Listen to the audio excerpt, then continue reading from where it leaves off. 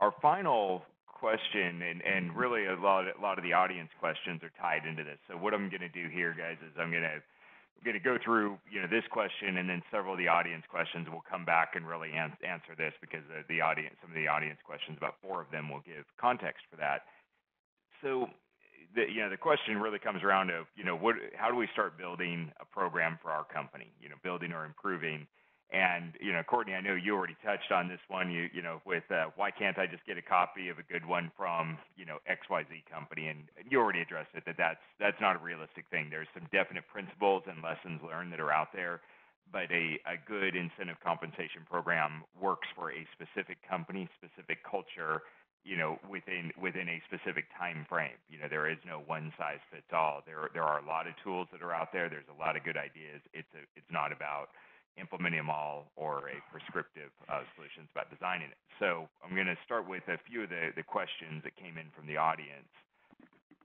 So this first one was really about starting. It said, I've got a wide range of roles on each project and within the company.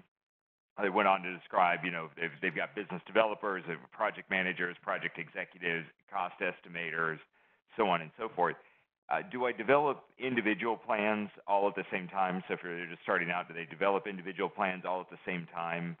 Kind of where Sue was talking about, where each individual group could go through there and kind of calculate their own outcome. Or do I start with a more general single group and then expand the program from there? So that's one of the audience questions as you guys are thinking about this answer. And then the next one is, this one I think really is in the category of measuring the results and making improvements to the program. So if it's the first time we're implementing an incentive program, how do we check on it and improve it? What's the right cycle time that doesn't fatigue people or make people kind of lose trust in the program so that they feel like it's constantly changing? And what's the best way to find out if there needs to be any corrections to that program? So that's one. Next one is also related to starting, which is, this is probably also an it depends answer, but which one works best? Either a higher base with less incentive or a lower base with higher incentive? And so I think let's just roll all of those questions together and let's go answer, that first question of how do we get started? What are our next steps as we're building our program? And Sue, let's just start with you, just since we've been going that direction.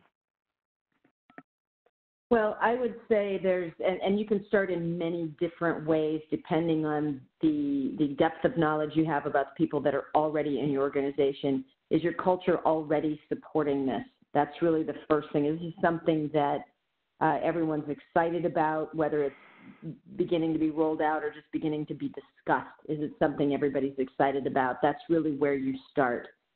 Then you have to look at what incents the people in our organization. Is it talking about, higher pay or higher incentive? Really, they may be different at different times. It may be higher pay to get someone in the door, and the incentives because they're bringing their talents, but their talents aren't honed very well yet to your organization. The incentives may be lesser at the earlier experience level. Maybe as they get moving up and they are, 2 years, 5 years, 10 years in the organization, their pay is still competitive, but the incentives are massive, where they are directly in charge of an estimate and understand exactly what the margin is on there. And if they have their budgets together, there shouldn't be margin fade. So they don't have to be the same at all times. You can sell your incentive program more to those with higher experience levels, whether internally or hiring from external. So you need to look at those things when you're starting to put your program together. You also need to look at, again, what's the company trying to accomplish?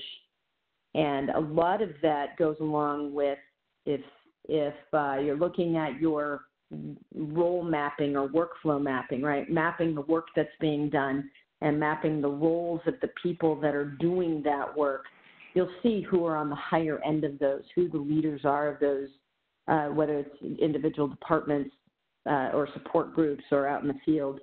And those people, again, people can be incentivized at different levels. You may need to pay a higher competitive rate for newer people whether hourly or salaried, and then getting higher into the incentives as people move up into superintendent, project manager, project directors, regional directors, those types of things. So those would be the first places I would start. And before I move on, I guess the fatigue question is really what part of the program are you working on? If you're working on and Courtney was talking about the weekly gain sharing checks that come out, those are going to need to be refreshed on a relatively frequent basis to make sure that the intended profits of the job are not being outstripped by the gain sharing that's being paid out. If it gets into a stock purchase or a bonus program for your higher leaders in the company, that may be on an annual basis. And you may see that if you have a bad safety year, you want to incent safety a little higher than something else. So annually is when I tend to see it when you move up into the ranks. But it's all going to be dependent on how your company is running, the things that you see happening, and how quickly you want to be able to pivot and change some of the behaviors that are modified by this incentive program. So, Courtney, I'm sure you have some other ideas.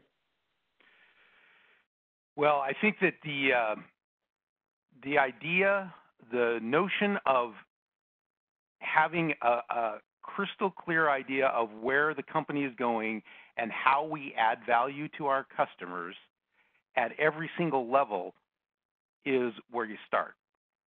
And that, which would include things like production and safety and quality and those things ranked in the order that your company needs to rank them. And I agree with Sue that should be evaluated every single year at least. But the fatigue level that sets in is really not about the incentive program. The fatigue comes in getting our teams to execute the workflow of their, under their span of control, whether it's in the field, whether it's in the supervision level, project management, estimating, procurement, whatever, right? The workflows of their, that's within their span of control, really understanding those deeply, executing them the same way every time, building great planners at every level in the organization. And the rhythm for, checking and adjusting that is going to differ between functional groups. And it's also going to differ between companies. But at the end of the day, the common denominator is that you have defined those. If you have a situation where, let's say, a project manager cannot tell you what the exact process is from beginning to end from when the project is awarded to the first day on the job, if that project manager cannot tell you every step that is required to make that successful for the foreman in the field, to give that foreman the perfect first day on the job, well, then you got some work to do. And that drives your plan, do, check, and adjust cycles. And that is just an example and a cross-section in a company. The same types of things applies at every functional group, at every level of the organization, including the executive level. You have to work through the processes of the organization at every level, and they're different at every level, and they need to be clearly understood, well-defined, and executed consistently. And so whatever that cycle time is that you need to check and adjust so that you execute consistently with the plans that you've defined, the workflow that you've defined, that's what it's going to be for your company. And it tends to be different at various levels in the organization.